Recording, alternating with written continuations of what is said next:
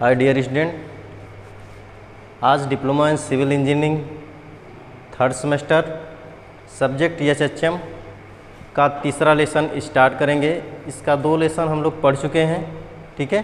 तो तीसरे लेसन में है हाइड्रोस्टैटिक प्रेशर।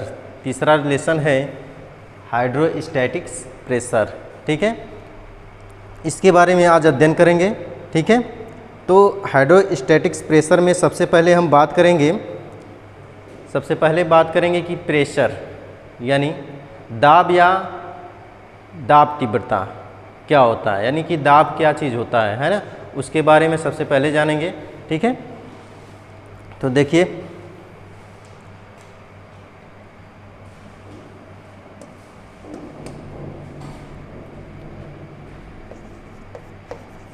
दाब या दाब तीव्रता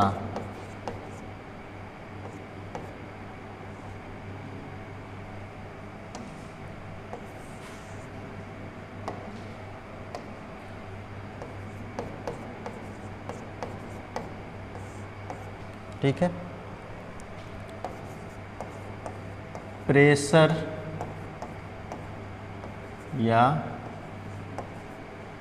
इंटेंसिटी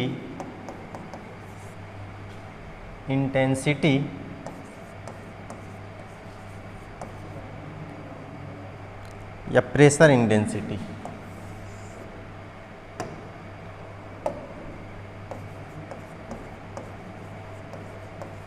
प्रेशर इंटेंसिटी, ठीक है। दाब या दाब तीव्रता, ठीक है। हाइड्रोस्टैटिक्स प्रेशर में सबसे पहले हम बात करेंगे दाब का, है ना। यानी कि जब किसी तरल पदार्थ को, है ना, जब किसी तरल पदार्थ के किसी इकाई क्षेत्रफल पे, है ना, जब किसी तरल पदार्थ के द्वारा, है ना, किसी इकाई क्षेत्रफल पर लगने वाले बल को हम क्या कहते हैं, दाब कहते हैं, है ना।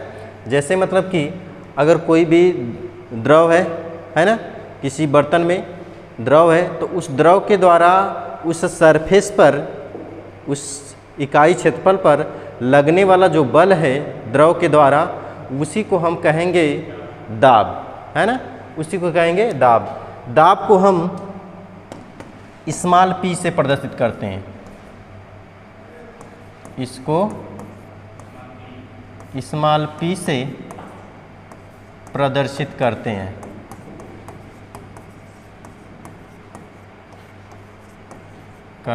है ना, स्मॉल p से प्रदर्शित करते हैं। तो स्मॉल p बराबर होता है, यानी दाब बराबर होता है बल बटे क्षेत्रफल, है ना। तो बल को हम कैपिटल P से प्रदर्शित करते हैं और जो क्षेत्रफल है सरफेस का, जो इकाई क्षेत्रफल है, वो कैपिटल A, है ना। समझ में आई बात। इसका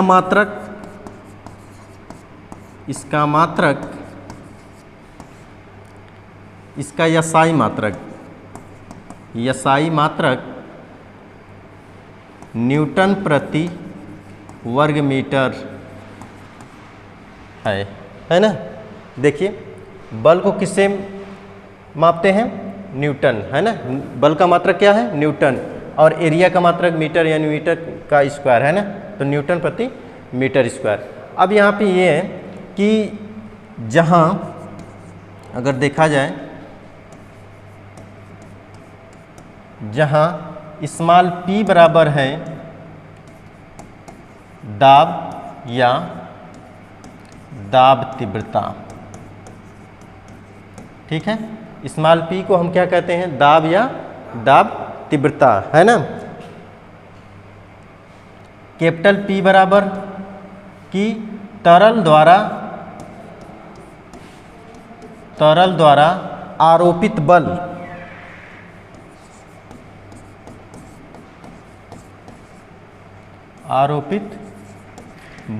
ठीक है ना। तरल द्वारा आरोपित बल या तरल द्वारा लगने वाला बल, है ना। और ये जो है वह है, ये जो है वह है दीवार का क्षेत्रफल,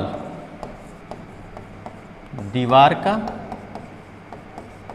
क्षेत्रफल या सरफेस है ना, इकाई क्षेत्रफल या दीवार का क्षेत्रफल। जैसे मतलब कि कोई अगर मान लीजिए ये बर्तन है ना, ये ग्लास है मान लीजिए, है ना, इसमें पानी भरा है, तो इस पानी के द्वारा इसकी सतह पर क्या करेगा, दाब डालेगा, और उसी दाब को हम कहते हैं,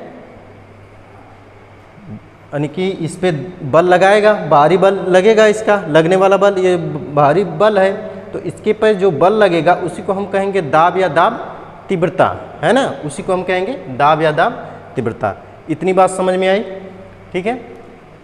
अगली है, इसके बाद हम बात करेंगे वायुमंडलीय दाब, है ना।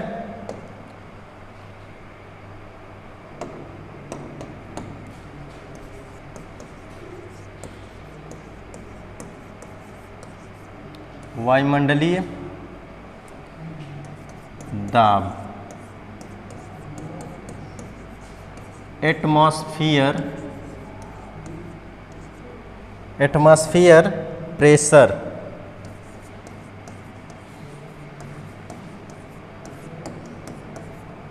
ठीक है ना, एटमॉस्फेयर प्रेशर, है ना।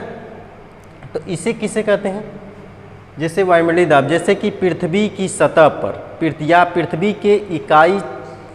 पृथ्वी के सतह के इकाई क्षेत्रफल पर, है ना, पृथ्वी की सतह के इकाई क्षेत्रफल पर हवा द्वारा या वायु द्वारा लगने वाला बल, है ना, लगने वाला बल को हम क्या कहेंगे, वायुमंडलीय दाब, या लगने वाला दाब, है ना, लगने वाले दाब को हम क्या कहेंगे, वायुमंडलीय दाब।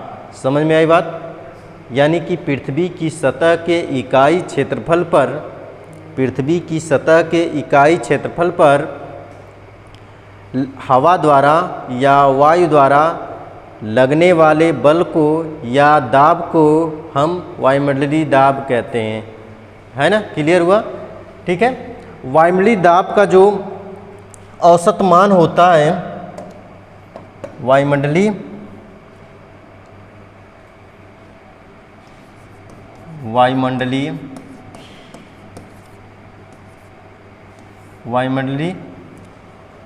दाब का औसत मान 101.325 न्यूटन प्रति वर्ग मीटर, है ना, न्यूटन प्रति वर्ग मीटर होता है, या 1.0322 किलोग्राम प्रति वर्ग सेंटीमीटर होता है ना।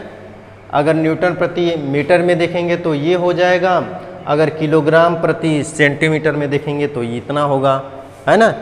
वायुमंडलीय दाब का औसत मान इतना होता है ना।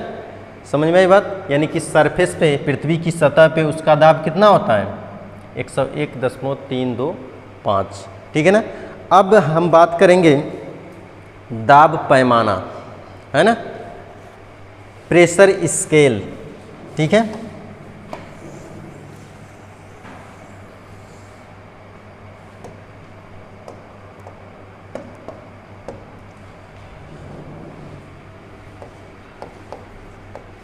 दाब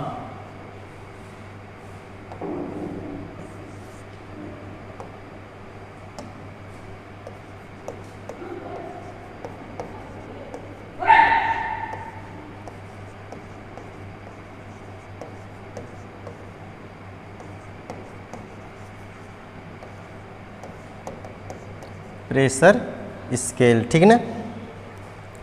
तो दाब मापने के निम्न 3 पैमाने होते हैं, है ना। दाब मापने के निम्न 3 पैमाने होते हैं, ठीक है ना। देखिए,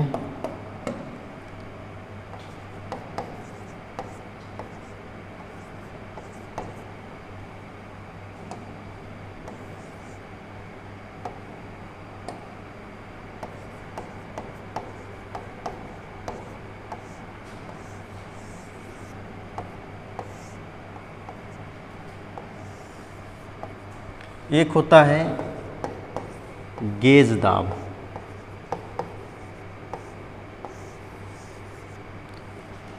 दूसरा होता है निरपेक्ष दाब,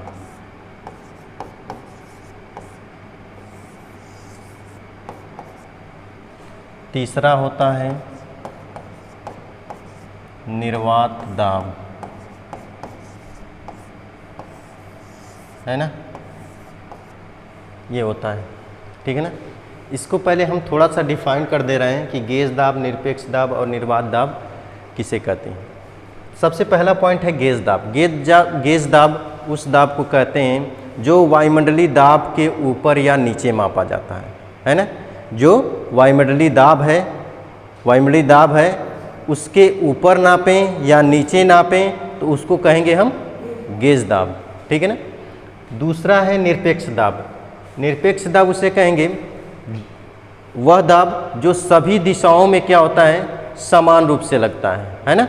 ऐसा दाब जो सभी दिशाओं में क्या लगता है, समान रूप से लगता है, तो इस प्रकार के दाब को हम क्या कहेंगे, निरपेक्ष दाब, है ना। तीसरा है निर्वात दाब, जब वायुमंडलीय दाब के नीचे नापा जाता है ना। जब कोई दाब वायुमंडलीय दाब के नीचे मापा जाता है तो उस दाब को हम कहते हैं निर्वात दाब, है ना। इसका देखिए फिगर, इन तीनों का फिगर कैसे है ना।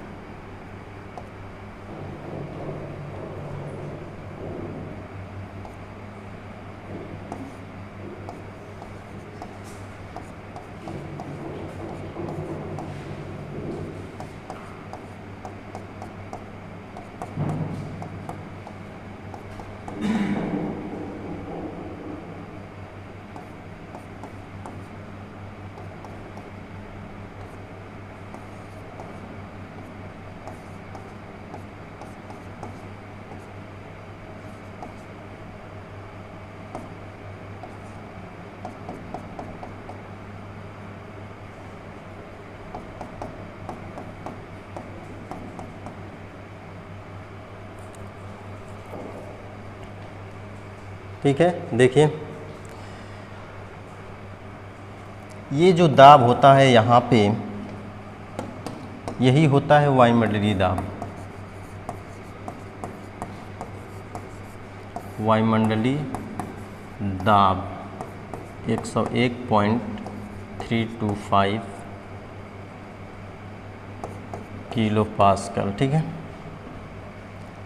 ये होता है। इसके जब ऊपर नापते हैं तो ये होता है गेज दाब, या नीचे मापते हैं तो ये होता है रीढ़ गेज दाब।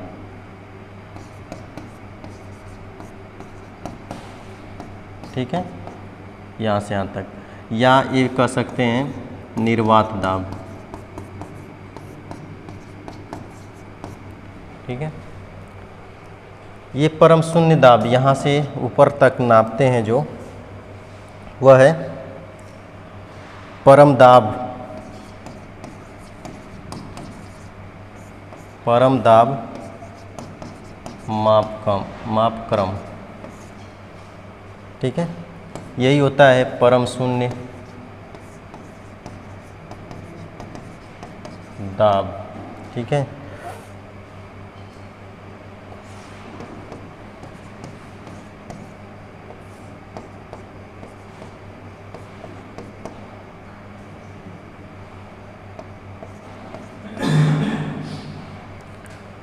है ना।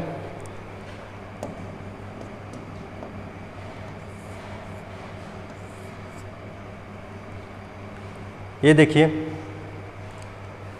ये जो दाब होता है यहाँ पे, इस पे, है ना, जो इस पे दाब होता है, इस पे वही होता है दाब वायुमंडलीय दाब, है ना। वही दाब क्या होता है? वायुमंडलीय दाब।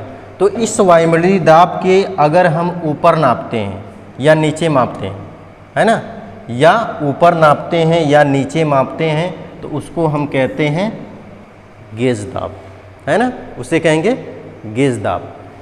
दूसरा है निरपेक्ष दाब। निरपेक्ष दाब जो सभी दिशाओं में समान रूप से लगता है। कैसे लगता है? निरपेक्ष दाब बराबर होता है, निरपेक्ष दाब बराबर गेज दाब प्लस वायुमंडलीय दाब, है ना। यानी कि वायुमंडलीय दाब में अगर गेज दाब ऐड कर देते हैं तो वो कौन सा दाब हो जाता है? निरपेक्ष दाब, ठीक है। तीसरा है निर्वात दाब। जब इस वायुमंडलीय दाब के अगर नीचे मापते हैं, जब वायुमंडलीय दाब के सिर्फ नीचे नापते हैं तो उसे कहते हैं निर्वात दाब, या उसे ऋण गेज दाब भी कहते हैं, है ना। जब वायुमंडलीय दाब के नीचे मापते हैं तो उसे कौन सा दाब कहते हैं? निर्वात दाब, है ना, निर्वात दाब। और उसी को भी, निर्वात दाब को ही हम क्या कहते हैं? ऋण गेज दाब कहते हैं। समझ में आई बात? तो निर्वात गेज दाब क्या हो जाएगा? निर्वात दाब बराबर वायुमंडलीय दाब, वायुमंडलीय दाब माइनस निरपेक्ष दाब, ठीक है ना। वायुमंडलीय दाब माइनस निरपेक्ष दाब, ठीक है। इतनी समझ में आई। अब बात करेंगे आगे हम, थोड़ा सा देख लीजिए इसको,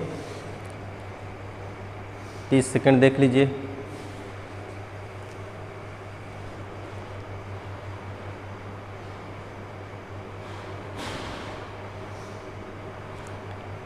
ठीक है, इसको इरेज करते हैं।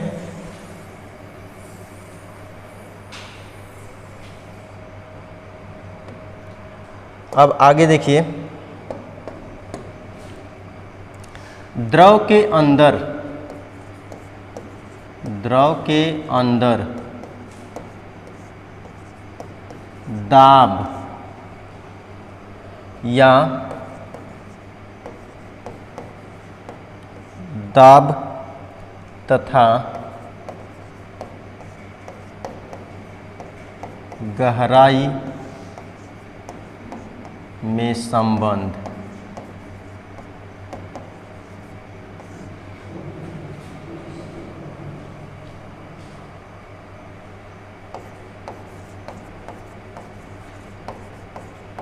Pressure in a liquid, pressure in liquid या रिलेशन बिटवीन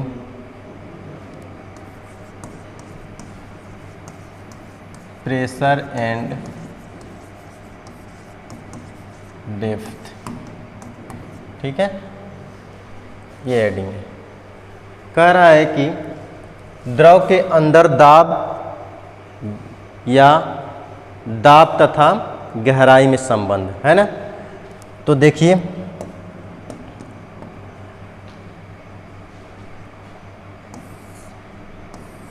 ये कोई बर्तन है,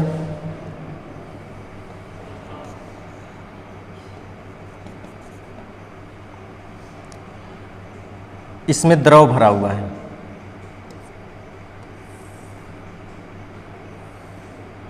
इसमें क्या है? द्रव भरा हुआ है। देखिए तो द्रव कैसे रहेगा?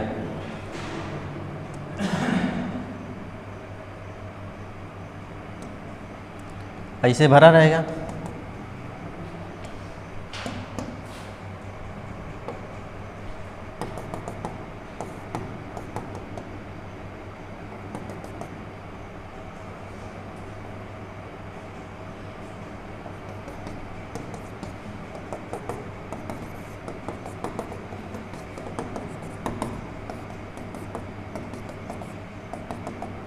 ऐसे द्रव भरा हुआ है ना।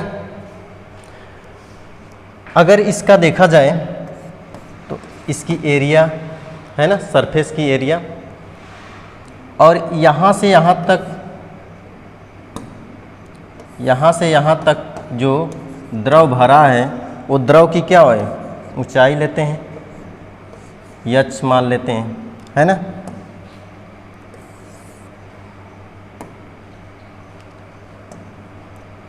यहाँ से यहाँ तक को द्रव की ऊंचाई यच, ठीक है।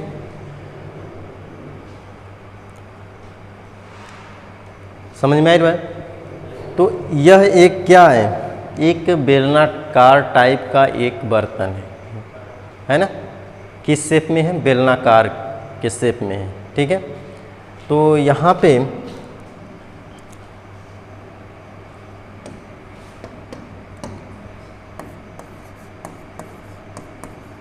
चित्रानुसार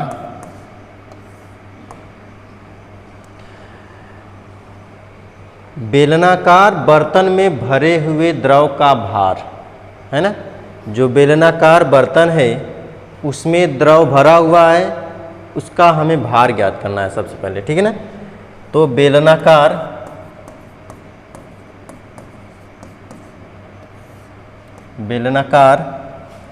बर्तन में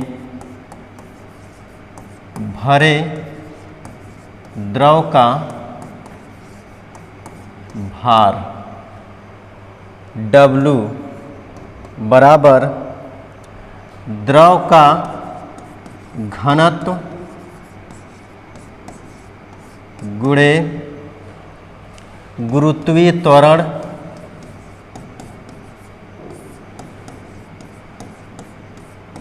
गुणे बर्तन में भरे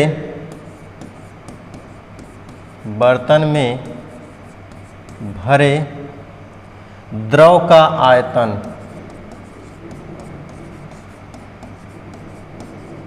समझ में आई बात? कह रहा है कि बेलनाकार बर्तन में भरे द्रव का भार बराबर द्रव का घनत्व, यानी कि द्रव कितना है उतना, है ना। द्रव का घनत्व गुणे गुरुत्वीय त्वरण जी, है ना। फिर बर्तन में भरे द्रव का आयतन, है ना। द्रव का आयतन, ठीक है ना, उसके गुणनफल के बराबर क्या होता है? उसका भार होता है। देखिए पहली बात कि द्रव का जो घनत्व है उसको हम किससे प्रदर्शित करते हैं? रो से, ठीक है ना। तो रो इंटू गुरुत्वीय त्वरण मतलब जी, गुरुत्वीय त्वरण का मतलब जी, है ना। बर्तन में भरे द्रव का आयतन, बर्तन में भरे द्रव का आयतन कैसे ज्ञात करेंगे? अगर हम क्षेत्रफल में, क्षेत्रफल बराबर क्या होता है? लंबाई गुणे चौड़ाई, है ना। अगर लंबाई गुणे चौड़ाई होती है तो गुणे अगर गहराई कर दिया जाए तो वो आयतन हो जाता है। तो अगर क्षेत्रफल में ऊंचाई का यानी कि जो गहराई है उसका अगर हम गुणा कर दें तो वो आयतन हो जाएगा। तो यहाँ पे क्षेत्रफल गुणे गहराई, तो क्षेत्रफल गुणे गहराई का मतलब कि ए क्षेत्रफल है और एच क्या है? गहराई है। तो ये क्या हो गया? भरे हुए द्रव का आयतन हो गया, यानी कि बर्तन में भरे हुए द्रव का आयतन हो गया। ए इंटू एच, है ना। फिर तो यहाँ पे कैपिटल W बराबर रो GAH हो गया, ठीक है ना। अब इस प्रकार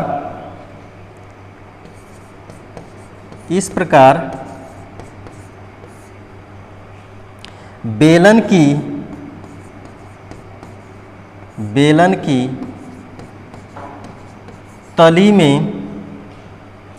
तली पर संपूर्ण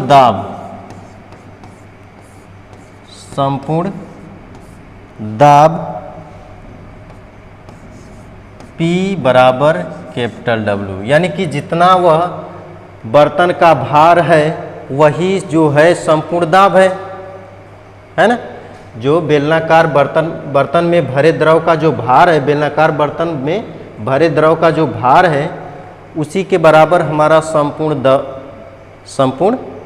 दाब होता है ना, संपूर्ण दाब। तो संपूर्ण दाब बराबर P इक्वल टू W, है ना।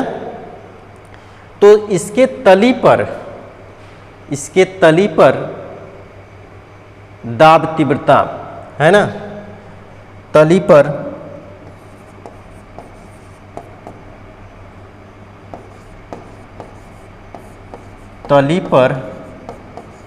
दाब तीव्रता। तो दाब तीव्रता बराबर क्या होता है कि सरफेस के बर्तन के सतह पर या इकाई क्षेत्रफल पर लगने वाला, यानी कि तरल द्वारा इकाई क्षेत्रफल पर लगने वाले दाब बल को हम क्या कहते हैं, दाब तीव्रता या दाब कहते हैं। तो इसका इकाई क्षेत्रफल क्या है, A। तो इस पे लगने वाला जो बल है उसी को दाब या दाब तीव्रता कहेंगे, है ना। तो यहाँ पे जो यहाँ पे W है वही क्या कर रहा है, वही भार लगा रहा है ना। तो W अपान A, ठीक है ना। अब यहाँ पे W की वैल्यू क्या है, ये है ना। तो W बराबर क्या हो जाएगा,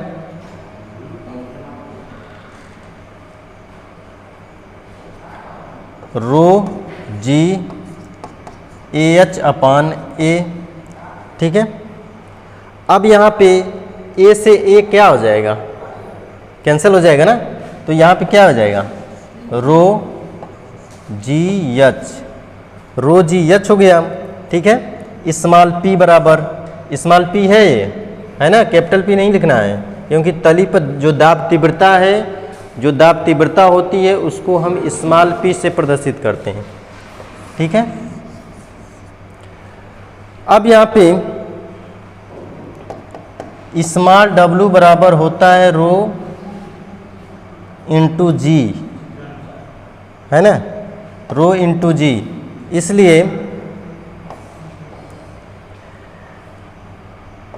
स्मॉल p बराबर WH, स्मॉल WH, ठीक है। इतना समझ में आई। अब बात करेंगे हम, तो कहने का मतलब ये है कि द्रव के अंदर किसी बिंदु पर दाब तीव्रता द्रव के घनत्व, है ना, द्रव के घनत्व, गुरुत्व केंद्र और उसकी ऊंचाई के गुणनफल के बराबर होता है ना, उसकी ऊंचाई के गुणनफल के बराबर होता है या गहराई के गुणनफल के बराबर होता है ना। किसी भी द्रव के अंदर दाब तीव्रता, द्रव के अंदर दाब तीव्रता द्रव के घनत्व, गुरुत्वीकरण और तथा उसकी गहराई के गुणनफल के बराबर होता है। समझ में आई बात। यानी कि यहाँ पे कि रो क्या है, द्रव का घनत्व हो गया, जी क्या है, गुरुत्वीकरण हो गया, और जो यच है वह द्रव की गहराई, ठीक है। अब यहाँ पे थोड़ा सा एक और चीज़ है,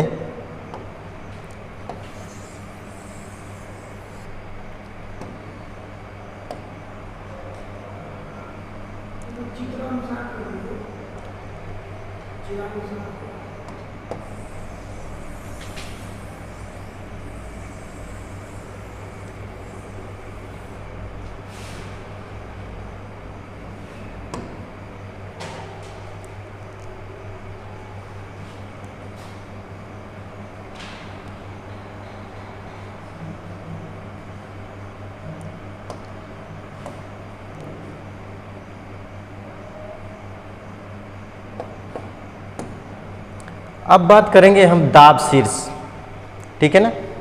प्रेशर हेड के बारे में बात करेंगे, ठीक है। देखिए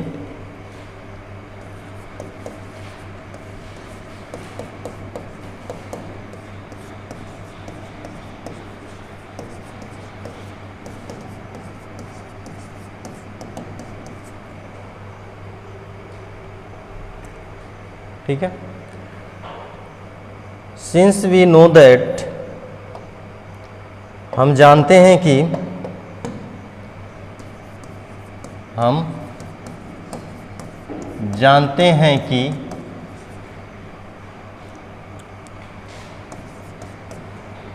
स्मॉल p बराबर रो इंटू जी एच होता है ना। यहाँ पे स्मॉल p यानी दाब तीव्रता बराबर रो जी एच होता है ना। यानी कि जो दाब तीव्रता होती है वह द्रव के घनत्व गुणे द्रव के घनत्व और गुरुत्वीय तथा द्रव के ऊंचाई गहराई के बराबर होता है, गुणनफल के बराबर होता है दाब तीव्रता, ठीक है। या इसको हम ये लिख सकते हैं कि H बराबर P इक्वल टू P अपान रो जी हो जाएगा कि नहीं, P अपान रो जी, जहाँ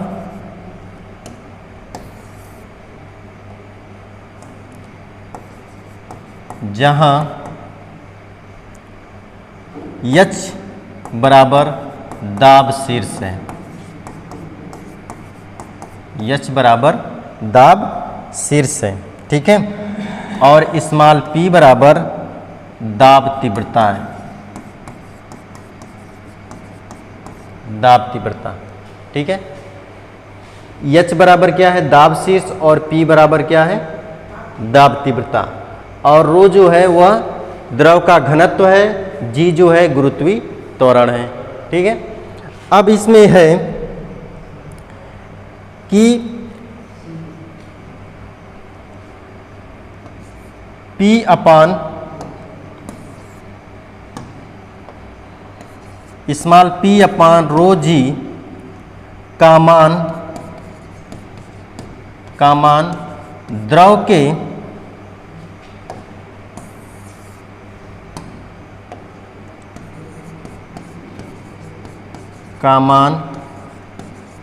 द्रव के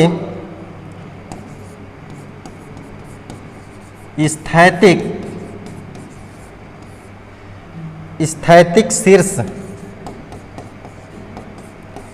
H के बराबर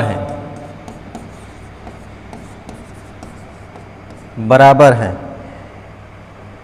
इस शीर्ष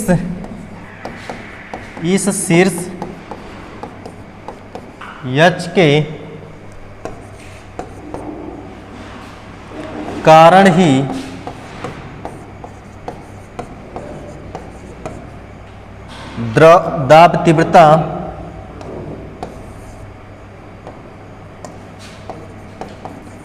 दाब तीव्रता P होती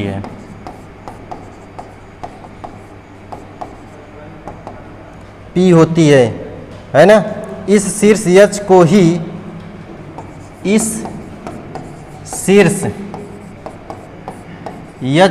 ही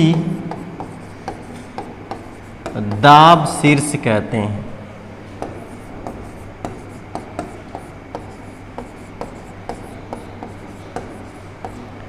समझ में आ रही बात कि जो शीर्ष H है उसी के कारण हमें दाब तीव्रता निकलती है ना।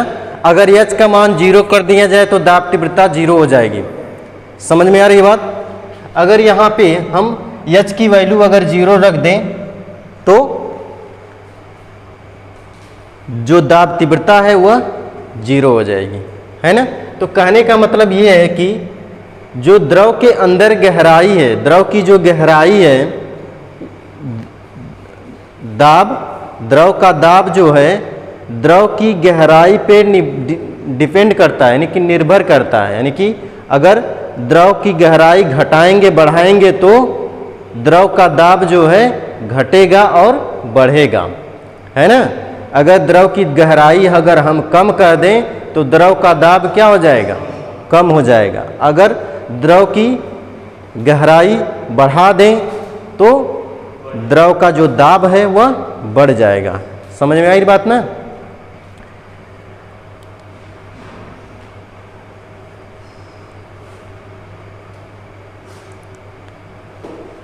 ठीक है, इतना रहने दे रहे हैं, अगली क्लास कल चलेगी। ठीक है, okay bye, thank you very much.